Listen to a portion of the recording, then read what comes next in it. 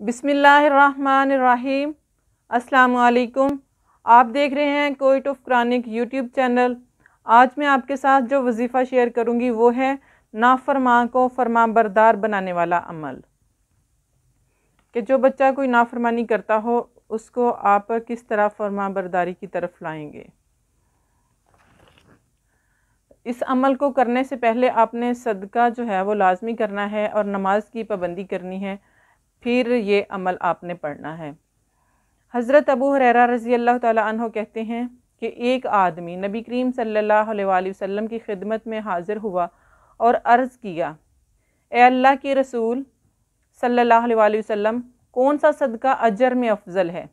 आप सल्लल्लाहु अलैहि वसल्लम ने फरमाया, वो सदका जो तू तंदुरुस्ती की हालत में करे, तुझे गुर्बत का खौफ भी ना हो और दौलत की ख्वाहिश भी ना हो।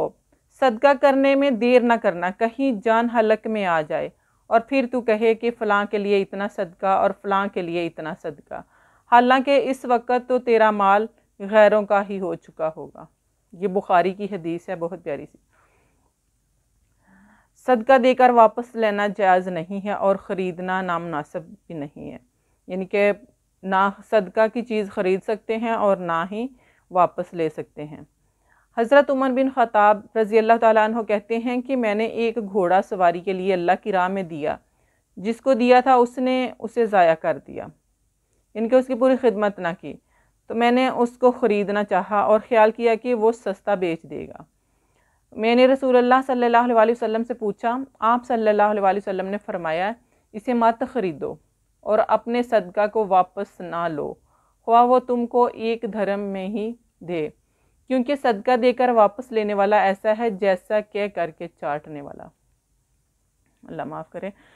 यानी कि सदका की कोई चीज़ आप दे देते हैं ना, तो वो उसको जो मर्ज़ी करे, जैसे मर्ज़ी इस्तेमाल करे, ख़त्म करे, जैसे मर्ज़ी करे, उसको इनके वापस नहीं लेना चाहिए। मैयत की तरफ से सदका करना कैसा, यानी कि हज़रत अब्दुल्ला बिन अब्बास रज़ी अल्लाह ताला अन्हु से रवायत है कि एक आदमी ने कहा, ए अल्लाह के रसूल सल्लल्लाहु अलैहि वसल्लम, मेरी वालदा फ़ौत हो गई हैं, अगर मैं उसकी तरफ से सदका करूं तो क्या उसे फ़ायदा होगा? आप सल्लल्लाहु अलैहि वसल्लम ने फरमाया, हाँ। उसने कहा, मेरा एक बाग है, मैं आपको गवाह करता हूँ कि मैंने इसकी तरफ से सदका कर दिया है, यानी अपनी माँ की तरफ से सदका कर दिया है उस बाग को, तो उसका अजर सवाब जो है उसकी वालदा को पहुँचेगा। कि जो बंदा भी सदका करता है ना, अल्लाह ताला उसका सदका ज़रूर कबूल करता है और उसको उसका बहुत ज़्यादा अजर व सवाब मिलता है। और नमाज, ये वजीफ़ा अमल करने से पहले आपने नमाज़ों की भी पाबंदी करनी है। कि नमाज जो है ना, जो इंसान नमाज की पाबंदी नहीं करता तो उसको उसका वजीफ़ा जो है वो भी, कोई भी आप वजीफ़ा पढ़ते हैं, कोई भी अमल करते हैं तो उसका भी कोई फ़ायदा नहीं होता। हज़ूर सल्लल्लाहु अलैहि वसल्लम का इरशाद है कि अल्लाह सुब्हानहू व तआला मेरी उम्मत पर सब चीज़ों से पहले नमाज फ़र्ज़ की और क़यामत में सबसे पहले नमाज ही का हिसाब होगा, यानी कि नमाज के बारे में ही सवाल किया जाएगा और सबसे पहले नमाज ही नाज़िल, यानी कि नमाज के बारे में ही हुक्म हुआ। नमाज के बारे में अल्लाह से डरो, नमाज के बारे में अल्लाह से डरो, नमाज के बारे में अल्लाह से डरो। मुसलमान और कुफ्र के दरमियान फ़र्क करने वाली जो है वो नमाज ही है। इनके जब इंसान नमाज पढ़ता है ना, तो वो इस तरह पाक साफ़ हो जाता है कि जैसे एक पाक साफ़ कपड़ा। जब आदमी नमाज में दाखिल होता है तो हक़ ताला उसकी तरफ पूरी तवज्जो फरमाते हैं, जब वो नमाज से हट जाता है तो वो भी तवज्जो हटा लेते हैं। यानी कि अल्लाह ताला की, अगर आप चाहते हैं ना कि अल्लाह ताला हमें देखे, हमारी तरफ तवज्जो करे, तो हमें नमाज़ें पढ़नी है। कि जब हम नमाज की तरफ तवज्जो करेंगे तो अल्लाह भी हमारी तरफ तवज्जो करेगा, जब हम नमाज की तरफ तवज्जो नहीं करेंगे तो अल्लाह भी हमारी तरफ तवज्जो नहीं करेगा।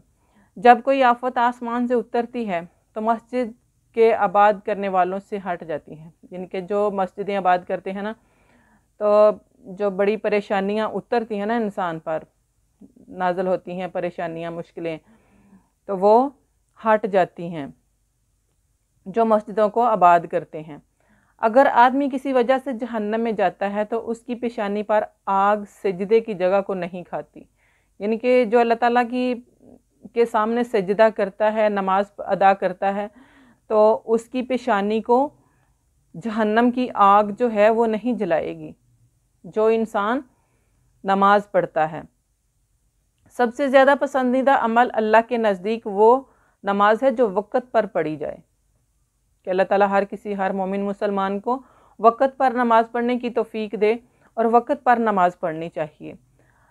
اللہ سبحانہ وتعالیٰ کو وہ آدمی کی ساری حالتوں میں سب سے زیادہ پسندیدہ حالت ہے اس کو سجدہ میں، یعنی کہ جب وہ انسان سجدہ میں پڑا ہو، ان کے سجدہ میں پڑا ہوا دیکھیں کہ پیشانی زمین پر رگڑ رہا ہے، یعنی کہ جب انسان سجدے میں ہوتا ہے نا تو اللہ تعالیٰ کو بہت زیادہ محبوب اور بہت زیادہ پسندیدہ عمل ہے یہ، کہ جب انسان اللہ تعالیٰ کے سامنے سجدہ کرتا ہے اور اپنی پیشانی کو زمین پر رگڑتا ہے اللہ تعالیٰ کے سامنے سجدہ کرتے ہوئے۔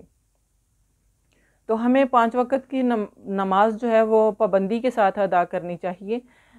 کوئی بھی آپ عمل کرتے ہیں، کوئی بھی وظیفہ پڑھتے ہیں، تو اس کے لیے نماز کی پابندی جو ہے وہ لازمی ہے، صدقہ بھی کرنا ہے اور نماز کی پابندی کرنی ہے، پھر آپ نے اس عمل کو پڑھنا ہے۔ جو شخص کثرت سے یا ولیوں کا ورد رکھے گا وہ ناگہانی آفتوں سے انشاءاللہ محفوظ رہے گا۔ یہ اسم مبارک لکھ کر اس میں پانی، یعنی کہ پانی بوتل میں بھر لیں تو مکان میں چھڑکیں تو وہ مکان بھی انشاءاللہ تمام آفتوں سے محفوظ رہے گا۔ اگر کسی کو مسخر کرنا چاہے تو 11 مرتبہ یہ اسم مبارک پڑھے، انشاءاللہ وہ فرما بردار ہو جائے گا۔ اس اسم مبارک کی کثرت بجلی کی کڑک سے بھی محفوظ رکھتی ہے، یعنی کہ جو نافرمان ہے اس کے لیے یہ پڑھا جائے، اور جب بجلی چمک رہی ہو، بجلی بہت زیادہ بعض دفعہ ہوتا ہے نا کہ بہت زیادہ گرج رہی ہوتی ہے، چمک رہی ہوتی ہے، تو اس وقت بھی یہ الولیو پڑھنا چاہیے۔ تو اس عمل کو آپ نے کیسے پڑھنا ہے کہ 100 بار اول آخر درود شریف کے ساتھ الولیو پڑھیں، پڑھ کر پانی میں ایک پانی کی بوتل بنا لیں، اس پر پھونک ماریں، اور وہ پانی جو ہے وہ 7 دن تک نافرمان بچے کو پلائیں، تو انشاءاللہ وہ فرمان بردار ہو جائے گا۔ اور اس کے بعد 7 دن الولیو 100 بار پڑھیں اس پانی پر، اس کے بعد آپ 11 بار پڑھ کر پھونک مار دیا کریں بچے پر، تو انشاءاللہ وہ فرمان بردار رہے گا۔ آپ کو میری ویڈیو پسند آئی لائک کریں، کمنٹ کریں، شیئر کریں، چینل کو سبسکرائب کر دیں، بیل آئیکن کو پریس کریں تاکہ ہر نئی آنے والی ویڈیو بر وقت آپ تک پہنچتی رہے۔ اللہ حافظ۔